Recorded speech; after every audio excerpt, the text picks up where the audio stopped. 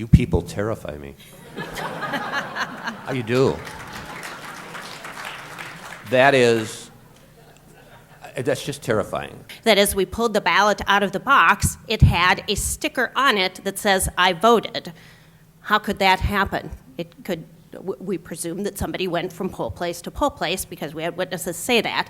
In fact, the allegation was there were buses that had come up to this particular precinct that this lady was at, and that they had filed off, that they had gone in, cast votes, had someone vouch for them, and then got back on the bus and then moved on. Because we have fraud in Minnesota, and I will say, in Minnesota, fraud #1 offender in the nation. But in addition to what I think is unnecessary and costly, for me, the biggest problem is that it is patently unjust. There are no proven cases of voter impersonation in Minnesota at all. In June, at the Supreme Court argument on the appeal from the 3-judge panel that had awarded the election to Senator Franken, Joe Friedberg, who was representing Senator Coleman, conceded in response to a question from one of the justices that there had been no evidence of voter fraud.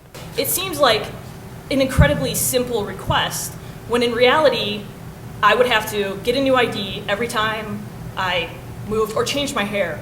I like to change my hair a lot.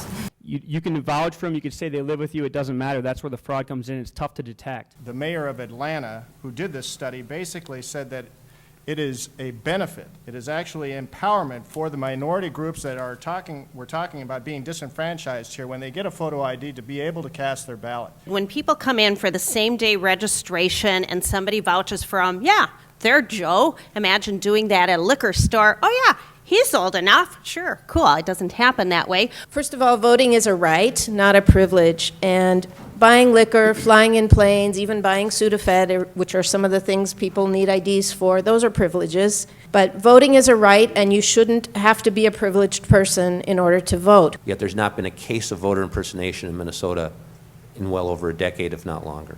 It's like if I took my M4 and shot the quarter-sized spider in my living area. It's a bit of an overkill. It's not necessary when I can go up and just squish it with a Kleenex or something. There are easier, less expensive, less onerous, and less restrictive means that we can use to fix whatever problems you guys think we have. The problem here is the people who are behind this amendment were dissatisfied with the fact that the governor, who represents all the people of Minnesota, not just his district, vetoed this bill, and they could not get enough legislators representing enough districts to join in a 2/3 override. So the solution, instead of accepting that this is a representative democracy and these kind of matters are appropriate for legislation, not putting in an organic document, are trying to ram this through and make what should be ordinary legislation, the kind of thing you adjust from time to time, part of the fundamental organic law of the state. You guys are all for small government, I assume? Don't pass an amendment that's going to cost $50 million to implement. When a person goes in there and votes 2, 3, 4 times, that person is disenfranchising your vote. All those free photo IDs are going to cost a lot of money. Still unresolved is whether Governor Dayton's veto of the amendment and of the marriage amendment was valid. You've probably read in the papers that the governor doesn't have a veto over constitutional amendments. I challenge any of you to read the Constitution and tell me where it says that. The governor has the veto over every bill, order, resolution, and vote of the 2 houses of the legislature. The legislators are elected by the body. They aren't going to try and disenfranchise anybody. In fact, they're going to go out of their way to make sure that everybody is inclusive in this process. One of the advantages to having the amendment to the Constitution is that a judge later cannot declare the Constitution to be unconstitutional. I personally, as a Republican activist, am going to do everything I can in the next legislative session to encourage our legislators to pass right-to-work legislation. So would I like to see more constitutional amendments? Yes, that one I would like to see. If you have a problem with it, amend the Constitution again to make it more difficult to pass constitutional amendments. You people terrify me.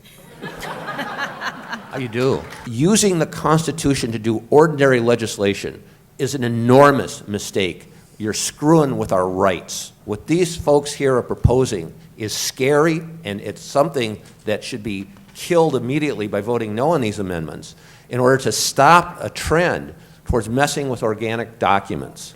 A constitution should increase rights of citizens, not restrict them. And if we start doing it where the legislator can't do that job, which is what we've elected them to do, if they can't get along, we need to get rid of them. We shouldn't then turn around and say, oh, then we'll put it to the people. So you're saying putting it to the people takes it out of the people's hands? I'm saying that you guys should do your job and stop getting around it. Yeah, you guys, because I know you worked for Representative Bachmann and you've worked for other people. I'm saying the legislation should do their job. And when you fail, go back and try do it again. Don't go around and say, well, Dayton didn't give us what we wanted, so we're going to do something else. 51% of the population can take away 49% of the population's rights under our current Constitution. A representative democracy makes it a lot harder because you still have the governor looking out for everybody.